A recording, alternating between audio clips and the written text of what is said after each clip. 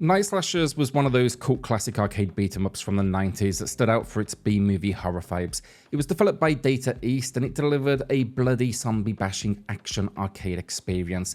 But now with a remake hitting the Switch, the question really is, does it do justice to that original, or is this another case of the past being better left untouched? Well, that's what we're diving into today. If you enjoyed the video, subscribe, and we're going to start here straight away with story. And this, it sticks closely to the original. It's beat for beat, in fact, the same as that 90s arcade classic. Now, you play as one of a group of heroes trying to save the world from an undead apocalypse. It is just cheesy, over the top, full of B-movie horror charm, and I mean, just listen to this narrative. The world is under siege by zombies, vampires, and all manner of creatures, and it is up to you and your squad to clean up the mess. Basically, you're going to be leveraging your fists and a whole host of special moves. Now, with this release, what is new this time around is the introduction of a fourth playable character, that is Lou. Now, fans of Data East may recognize her from the classic fighting game Fighter's History. I have no experience with that game, putting it out there. But she's a nice addition to the roster. She brings a fresh set of moves and a different combat style to the table.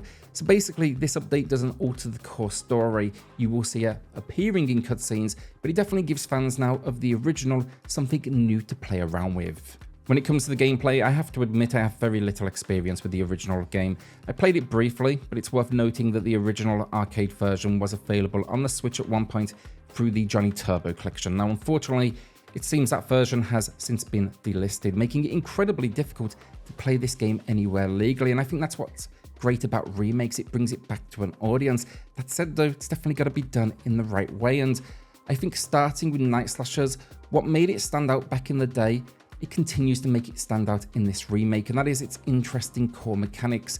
You know, the movement in this game is on the slower side. That's going to take some getting used to if you're familiar with more fast-paced genre entries, but the actual combat, surprisingly robust. The slower speed encourages more tactical gameplay. You've got to time your attacks, and positioning definitely becomes key to success.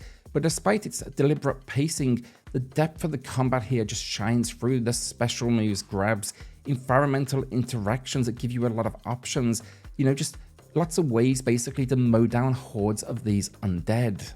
But yeah, so the combat in Night Slashers Remake offers a solid mix of basic attacks, combos, grabs, and special attacks. You can string together satisfying combinations. Definitely a lot of variety to keep things interesting. Grabs let you toss enemies across the screen, while the special attacks, of course, add that extra flair. If you're playing in co-op, local multiplayer support is here for up to 4 players. And there's even, for those players, cooperative attacks that you can pull off with your teammates. Now, sadly, I will say there's no online multiplayer, which feels like a missed opportunity. However, the game is at a budget price point. One of the standout features of combat then also is the ultimate attacks. These are flashy moves that deal damage to all enemies on screen. They're perfect for when you're getting swarmed. However, there is a catch with these. Using them depletes your health bar, so you'll need to time them wisely and weigh the risk versus reward in each situation. Definitely adds another layer of strategy to an otherwise, chaotic brawler. Unfortunately, all is not perfect with the combat. You know, while the system is relatively complex, as I said, it offers a variety of these different attacks and combos. I doubt most players are going to fully explore that full selection of combat options, and this isn't helped by a weak tutorial, especially because it's just video clips showing you the moves, and while they give you a decent idea of the controls, I think it would have been far more effective if they were playable. You know, if you watch the footage, they look interactable, but it just feels like a missed opportunity to lower the barrier to entry and make learning that combat so much smoother.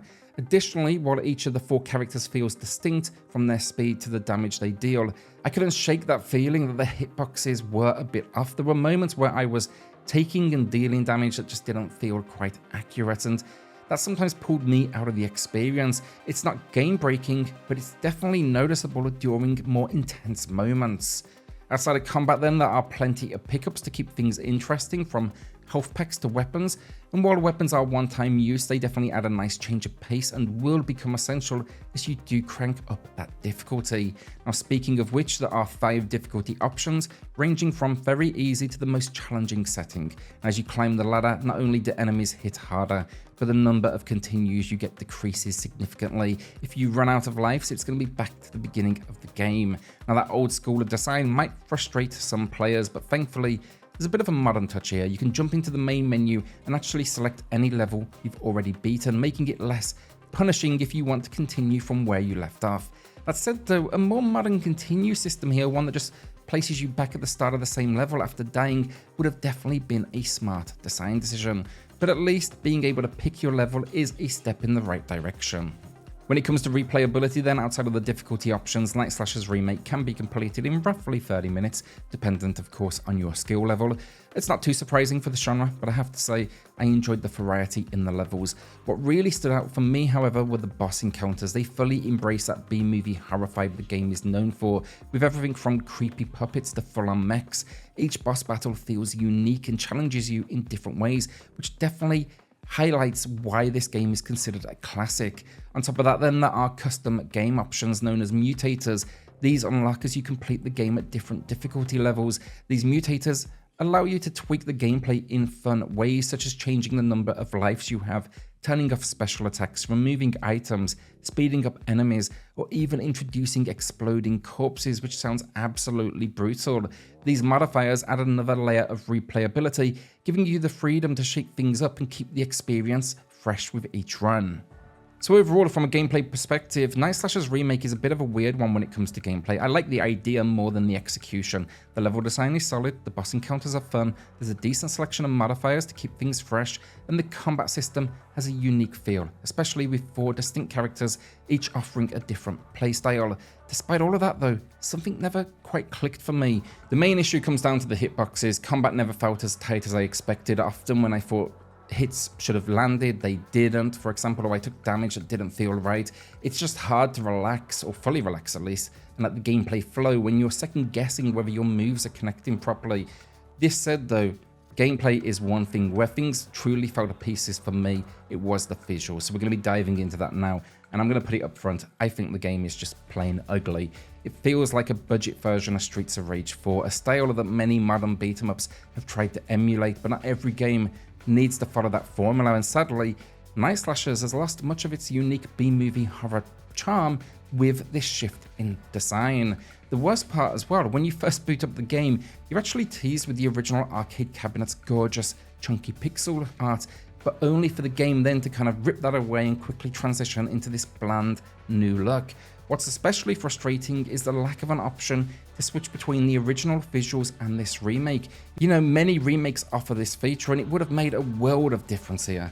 After revisiting playthroughs of the original, I've been watching them on YouTube as well, it's just clear how much has been lost. Attacks don't have the same punch, and the once distinct enemies oozing with that B-movie vibe feel toned down. Even the blood, which was a staple of the original's gory appeal, doesn't hit with the same impact. Now it's still there, but it's more of a faint echo, I guess, of what made the original so unique. To make matters worse then, the game only offers a couple of retro-style screen filters, which are pretty crap, quite frankly, and the cutscenes, they're basically lifeless still images with none of the character or the personality that that original had. The visual overhaul here just strips away everything that made Night Slashers feel unique and iconic. Then there are smaller as well, nagging details. The character designs aren't always consistent. Some have, for example, extra dot work for detail, while others simply look flat. The lighting also feels off. Characters remain brightly lit, even in dark environments, making them look almost pasted onto the world rather than part of it. These inconsistencies really break immersion for me personally, and they just highlight how the visual overall just doesn't do the game justice. Audio, thankfully, then, is handled a little better. The sound effects, for starters, are solid. The attacks feel weighty, and when enemies explode in front of you, there's a satisfying audio cue that adds some much-needed punch to the combat. One thing I really appreciated is that they didn't just stop at a remade soundtrack, they've also included the original soundtrack, and you can switch between them at will. The remade version honestly stays pretty faithful to the original, but honestly, from what I've heard, I think the original is still the better choice because that new one's not really adding anything. It just basically misses that old school arcade charm that the original still packs. Plus, there's even a music player on the main menu if you want to kind of sit back and enjoy the tunes without jumping into the action. That's a really nice touch for sure, and I would have liked to have seen more considerations like this. So overall, I think it's easy to see why the original Night Slashers became a fan favourite. Sure, it's a little slower and clunkier than many beat-em-ups now, but the combat system adds a layer of depth that could keep players coming back, especially for those who want to master it. Unfortunately, this remake stumbles in key areas, the inconsistent hitboxes, and the new visual style that just strip away much of the heart that made the original special. A simple remaster here probably would have been better, probably would have done the game more justice rather than chasing the trend set by Streets of Rage 4. If anything, the developers should have taken notes from Shredder's Revenge, which struck the perfect balance between modern touches and classic pixel nostalgia. Sadly, this remake feels like a missed opportunity, and I can't imagine many fans of the original will be impressed by this reimagining. Now, hardcore fans may still want to check it out, but it's definitely hard to recommend. It's an average 5 out of 10 from me today. Yeah, definitely disappointed, just wasn't personally what I was looking for, and too many little problems crop up as you do kind of work your way through the experience. But yeah, let me know your thoughts. Will you be checking out Night Slashers Remake on the Switch? Thankfully, it's at least a budget price point, $9.99 USD or your regional equivalent. So yeah, let me know in the comments. With that then, hit subscribe, join us here for daily Switch content, and I'll see you all in the next video. Thanks everyone.